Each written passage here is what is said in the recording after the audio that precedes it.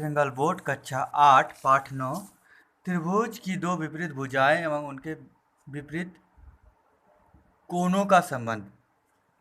Page number 97, question number 3। A B और C D सरलरेखाखंड एक दूसरे को ओ बिंदु पर समद्विभाजित करते हैं। प्रमाणित करें। अच्छा, बनाकर देखें 9 है, बनाकर देखें 9 का क्वेश्चन नंबर 3। प्रमाणित करें कि ए सी और बी डी सरल रेखा एक दूसरे के समानांतर है और ए सी बी डी चतुर्भुज किस प्रकार का चतुर्भुज है होगा लिखें। तो सबसे पहले क्या करेंगे, चित्र बना देंगे। चित्र बनाने के बाद हमने चित्र बनाया है ए बी और सी डी एक दूसरे को ओ बिंदु पर काट रही है और ए ओ बराबर ओ बी, ओ सी बराबर सी ओ बराबर ओ डी। उसके बाद क्या बोला है, ए सी और बी डी सरल समानांतर है तो इसलिए ए सी और बी डी को मिला देंगे। और बोला कि ए बी सी डी कौन सा चतुर्भुज होगा तो इसलिए चतुर्भुज बना दिए इसको। अब आया थे प्रदत्त क्या दिया हुआ है, तो ए बी और सी डी रेखाखंड एक दूसरे को ओ बिंदु पर काट रही है। उसके अलावा क्या हो रहा है कि ए ओ बराबर ओ बी और सी ओ बराबर ओ डी, ये प्रदत्त है तो प्रदत्त लिख दिया। सिद्ध क्या करना है, ए सी समानांतर बी डी के। प्रमाण में आ जाएंगे, फिर देखेंगे जैसे इससे पहले के सवालों को प्रमाणित कर रहे थे उसी ठीक उसी तरह कोई भी दो त्रिभुज ले सकते हैं। ये दोनों त्रिभुजों को लिया जा सकता है या फिर ये दोनों त्रिभुजों को लिया जा सकता है। अब ये दोनों त्रिभुज को लेंगे तो भी हो सकता है, लेकिन ये दोनों त्रिभुज रेखा को तो सिद्ध नहीं करना है कि ये से क्या बोलते हैं समानांतर है। कौन सा रेखा सिद्ध करना है, तो ए सी और बी डी, तो इन दोनों त्रिभुज को ही लेंगे। ठीक है, अब आ जाते हैं दोनों त्रिभुज लेंगे। सर्वांग सम सिद्ध करने के लिए कोई भी जो सर्वांग सम का सिद्धांत था उसके हिसाब से फॉलो करेगा तो सर्वांग सम हो जाएगा। तो यहाँ पर दो साइड मिल रहे हैं, एक दो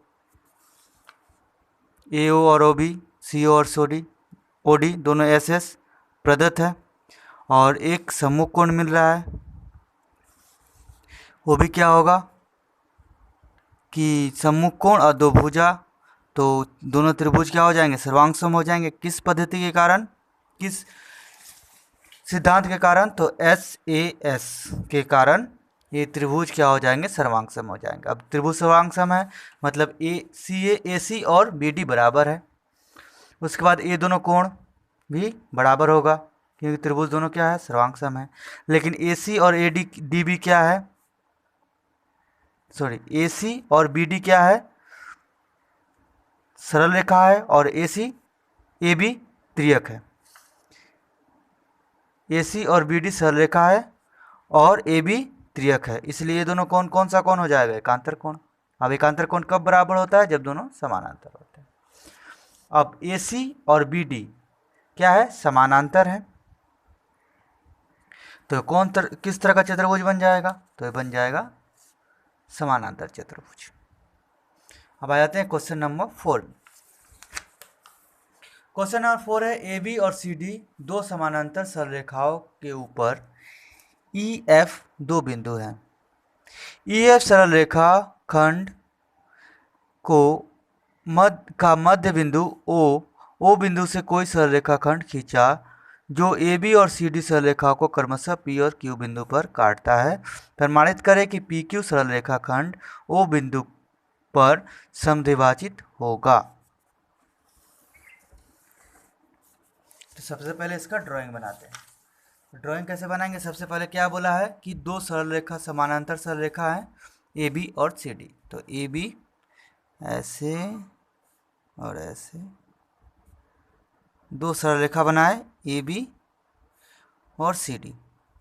फिर बोला इन दोनों के ऊपर ई और एफ कोई बिंदु है, तो कहीं पर भी बिंदु ले सकते हैं। यहाँ ई ले लेंगे और यहाँ ले लेंगे एफ, कहीं पर भी ले सकते हैं। ई एफ सरल रेखाखंड यहाँ से यहाँ तक इसको मिलाए तो ये बिंदु एफ है, मान लो थोड़ा टेढ़ा मतलब सही लाइन नहीं हुआ। ई एफ रेखाखंड के बीच ओ बिंदु है,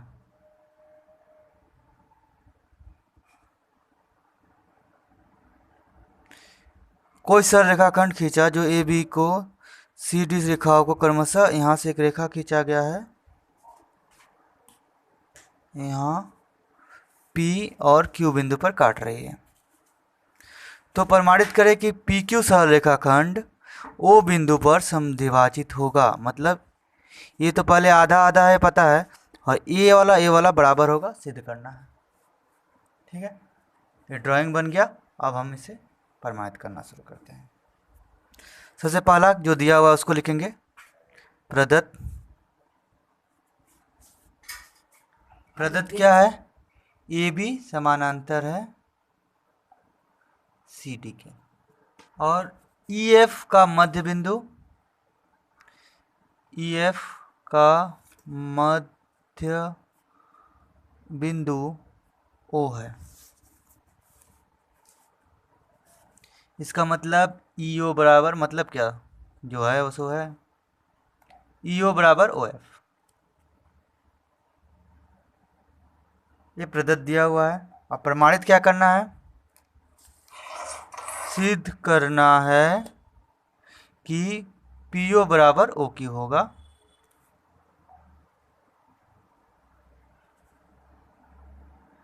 तो हम कैसे सिद्ध करेंगे, सबसे पहले दोनों त्रिभुजों को ले लेंगे। तो प्रमाण लिखेंगे, प्रमाण त्रिभुज ई ओ पी और त्रिभुज एफ ओ क्यू, इन दो त्रिभुजों को ले लेंगे में। अब क्या क्या मिल रहा है, सबसे पहला मिला भुजा ई ओ बराबर ओ एफ, ये क्या है, प्रदत्त है। दूसरा क्या मिला, पहला तो ये मिल गया, दूसरा क्या मिलेगा, तो इसको ले सकते हैं, या फिर इन दोनों कोणों को ले सकते हैं। यहाँ से इस कोण को ले सकते हैं, यहाँ से इस कोण को ले सकते हैं, क्योंकि ये दोनों क्या है, सरल रेखा है और ये समानांतर है। इस दो कोणों को भी ले सकते हैं या फिर इन दोनों कोणों को ले सकते हैं, आपका मर्जी। तो शुरू करते हैं, हम सम्मुख कोण को ही लेते हैं। तो कोण ई O F E O P बराबर सम्मुख कोण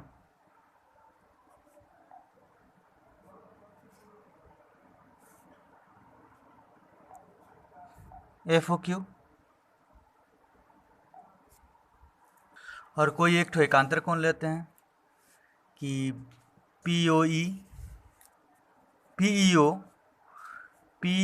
ई ओ बराबर एकांतर कोण। अब पी ओ ई ओ के एकांतर क्या होगा, ओ एफ क्यू या एफ क्यू एफ ओ, तो क्यू एफ ओ लिख देते हैं, क्यू एफ ओ।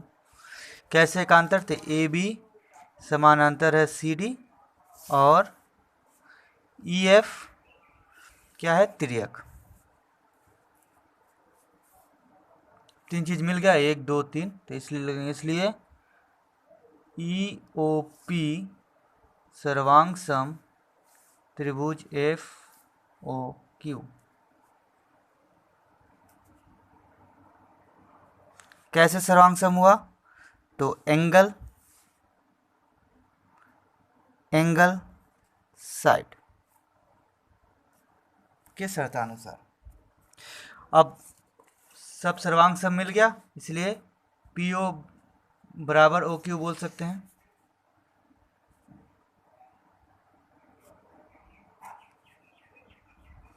यानी कि ओ बिंदु पर पी क्यू सरल रेखा समद्विभाजित होती है, ये हो गया प्रमाणित। अब आ जाते हैं क्वेश्चन नंबर 5 में। क्वेश्चन नंबर 5 है, प्रमाणित करें कि समद्विबाहु त्रिभुज के आधार को दोनों तरफ बढ़ाने से जो बहिष्ठ कोण बनते हैं वे आपस में बराबर होते हैं। ये तो और भी सिंपल है एकदम, इसको केवल ऐसे समद्विबाहु त्रिभुज बना देना है और इनको बढ़ा देना है, और एक कोण बराबर होगा सिद्ध करना है। तो यहाँ नाम देते हैं पी क्यू आर, यहाँ देते हैं एम एन। ठीक है, क्या प्रदत्त है उसको लिख देते हैं, प्रदत्त है त्रिभुज पी क्यू आर समद्विबाहु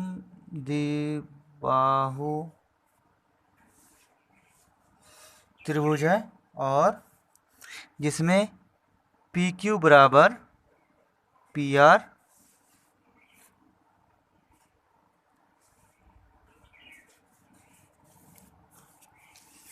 ये परिरथ है, तो इसका कोण भी बराबर होगा तो उसको भी लिख सकते हैं, तो कोण लिख देंगे पी क्यू आर बराबर पी आर क्यू। ये दोनों कोण भी बराबर होंगे समद्विबाहु त्रिभुज होने के कारण, 300 प्रदत्त है, इसको लिख दिया। अब सिद्ध क्या करना है? सिद्ध करना है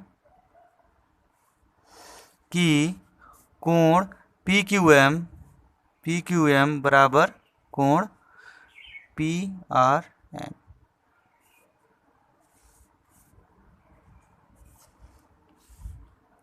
तो रचना करना पड़ेगा। रचना लिखेंगे, आधार क्यू आर को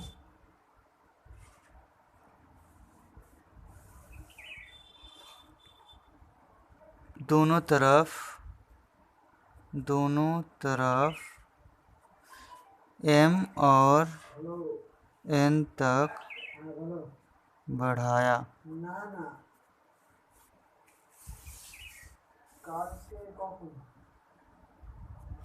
ठीक है, दोनों तरफ बढ़ाया m और n तक। अब प्रमाण में आ जाते हैं। प्रमाण करना है कि दोनों त्रिभुज बराबर है, तो कैसे करेंगे? तो शुरू करते हैं। सबसे पहले त्रिभुज पी क्यू आर में कोण पी क्यू आर बराबर पी आर क्यू, ये क्या है? प्रदत्त।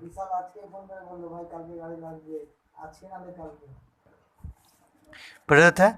अब आ जाते हैं एम एन सरल रेखा पे पी आर सरल रेखा खड़ी है। एम एन पर पी आर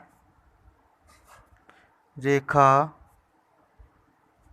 खड़ी है, इसलिए angle P R Q plus P R N बराबर 180 लिख सकते हैं। दोनों कोण का योग 180 डिग्री। उसी प्रकार एम एन पर पी क्यू रेखा खड़ी है, इसलिए angle P Q R plus P Q M बराबर 180 डिग्री। अब ये दोनों बराबर है तो लिख सकते हैं, इसलिए P Q R plus P Q M बराबर P R Q plus P R N, क्योंकि दोनों का मान कितना था? 180 डिग्री। अब ये दोनों बराबर है, और फिर क्या जानते हैं? पी क्यू आर और पी आर क्यू बराबर है, इसलिए पी क्यू आर, सॉरी इसको नहीं लिख सकते हैं, पी क्यू आर और पी आर क्यू बराबर है, इसलिए पी क्यू एम बराबर पी आर एन। क्यों? कि पी क्यू आर बराबर आर पी आर क्यू। ये दोनों कोण बराबर है, तो ये दोनों कोण क्या हो गया? कैंसिल हो जाएगा, इसलिए हो जाएगा दोनों बराबर। प्रमाणित। ये तो प्रमाणित